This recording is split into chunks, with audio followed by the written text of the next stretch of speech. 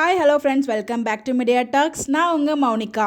ஆஃப்டர்நூனே சொல்லியிருந்தேன், இதுக்கப்புறம் வந்து அவங்க சிலேருந்து அப்டேட் கிடச்சா மட்டும் நான் ஷேர் பண்ணுறேன் அப்படின்னு சொல்லி. பட் இந்த ஒரு வீடியோவில் முக்கியமான ஒரு எவிடன்ஸ் உங்களுக்கு நான் ஷேர் பண்ணுறதா வந்து நினைக்கிறேன். பேஸ் வீடியோவில் நான் ஒரு விஷயம் சொல்லியிருப்பேன். காவேரியை தூக்கி இறங்கினதுக்கப்புறம் காவேரி வந்து பார்த்தீங்கன்னா கையில் அது வலிக்குது அப்படின்ற மாதிரிலாம் கேட்டிருப்பாங்க. அது வந்து நான் இதில் பார்த்தேன் அப்படின்னு சொல்லி வீடியோ பார்த்தேன் அப்படின்னு சொல்லிட்டு அந்த வீடியோ கிடச்சிருக்குங்க.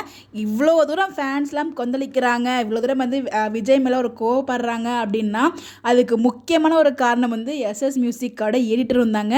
எதுக்குங்க அந்த பாட்டை கட் பண்ணார்? அது மட்டும் அவர் கட் பண்ணாமல் இருந்தாருன்னா ஃபேன்ஸ் இந்த அளவுக்கு யோசிச்சிருக்க மாட்டாங்களா அப்படிங்கிற மாதிரி எனக்கு அவர் மேலே தான் இப்போ ரொம்ப கோவம் அதிகமாக இருக்குது.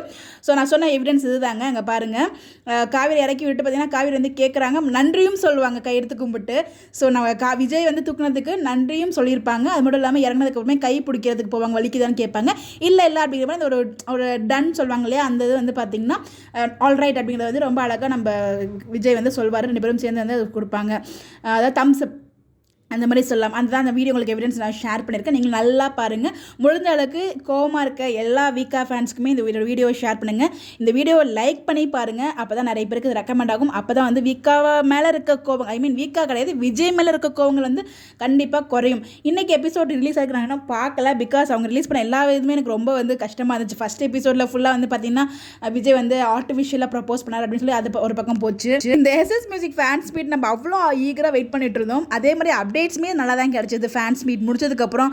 ஆனால் இந்த எஸ்எஸ் மியூசிக் பண்ணுற வேலைங்க இது எல்லாம் அவங்க போடுற அவங்களோட வியூஸ்க்காக, அவங்களோட க்ரோத்துக்காக அவங்க போடுறாங்க பார்த்தீங்களா டைட்டில், அது எடிட்டிங் வேறு லெவல் எடிட் பண்ணுறாங்க. முக்கியமான சீன்ஸ்லாம் அந்த ஒரு சீன்ஸ் வச்சுருந்தாங்கன்னா கண்டிப்பாக வீக்கா ஃபேன்ஸ் அதை மறந்துருப்பாங்க. அவர் என்ன பேசினாலும் மறந்துட்டு இதை ஒரு பார்த்து ரசிச்சிருப்பாங்க இல்லையா.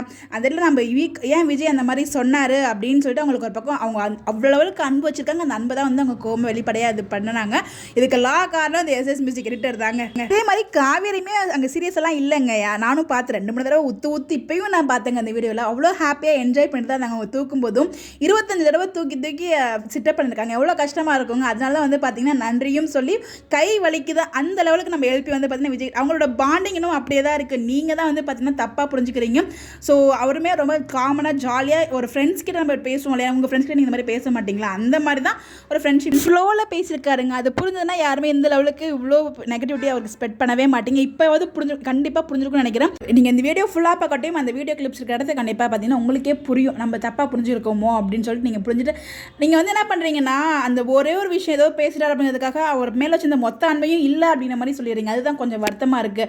அதுக்காக தான் நான் இவ்வளோ தூரம் பேசுகிறேன். ஏன்னா வந்து ஒருத்தங்க மேலே அன்பு வச்சோன்னா அது கடைசி வரைக்கும் அந்த அன்பு இருக்கும். நானும் அப்படி தாங்க, பாசம் வச்சுட்டா கடைசி வரைக்கும் பாசமாக இருப்பேன். யார் தப்பு பண்ணாலும் தப்பு தாங்க. அந்த இடத்துல கண்டிப்பாக விஜய் தப்பாக பேசியிருந்தாரு அப்படின்னா கண்டிப்பாக அந்த இடத்துல நான் அவருக்கு நிறைய டைம் நான் சீரியல்லே பேசுங்க அவர் பண்ணுறது தப்பு அப்படின்னு சொல்லி. அப்படிங்கிறப்ப ரியல் லைஃப்பில் நான் பேசாமல் இருப்பாங்க.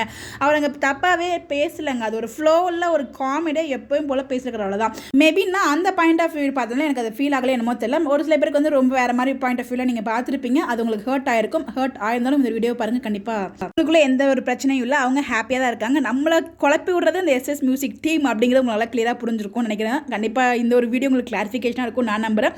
ஸோ இந்த வீடியோ நிறைய பேர் கிளாரிஃபிகேஷன் ஆகி நீங்கள் வீக்காக புரிஞ்சுக்கிட்டீங்கன்னா அதுவே எனக்கு ரொம்ப ரொம்ப தேங்க்ஸ். ஸோ வீக்காக என்றைக்குமே வந்து பார்த்தீங்கன்னா நம்ம எப்பயுமே எந்த இடத்துக்கு போனாலும் we have to support வீக்கா. அதுதாங்க உண்மையான அன்பு.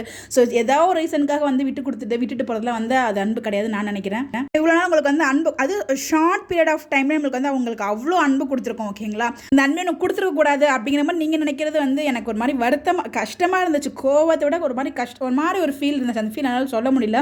ஸோ அதுக்காக தான் உங்களுக்கு இந்த ஒரு கிளாரிஃபிகேஷன் விட நல்ல வேலை. இப்போ எதார்த்தமாக போய் நான் செக் பண்ண உங்ககிட்ட நான் வாய் வார்த்தையை தான் சொல்லியிருந்தேன். பட் நடந்து நம்பியிருக்க மாட்டீங்க. ஸோ சும்மா எதார்த்தமாக நான் போய் செக் பண்ணும்போது இந்த வீடியோ கண்ணில் பட்டுச்சு. ஸோ மேபி சரி அட்லீஸ்ட் வீடியோ போட்டால் அட்லீஸ்ட் ஒரு சில பேர் புரிஞ்சுப்பாங்க அப்படிங்கிற ரீசனுக்காக தான் அந்த வீடியோமே நான் ஷேர் பண்ணியிருக்கேன். செக் பண்ணி பாருங்கள். ஸோ எதுவாக இருந்தாலும் வந்து நல்லதே நடக்கும். we have to support always. இது மட்டும் தாங்க என்னோட இது. ஆல் தி வீக்கா fans we have to spread only positivity. இதுக்கப்புறம் நெகட்டிவிட்டி ஸ்ப்ரெட் பண்ணாதீங்க. ஸோ புரிஞ்சுக்கோங்க. இது மட்டும் தான் உங்ககிட்ட நான் வேணும்னு சொல்லணும்னு நினச்சேன். பட் உங்களோட அன்பு எனக்கு புரியுது. அதை நான் என்ன சொல்லணும் உங்களுக்கு புரியும்னு நினைக்கிறேன். ஸோ தேங்க்ஸ் ஃபார் வாட்சிங் திஸ் வீடியோ. Bye by.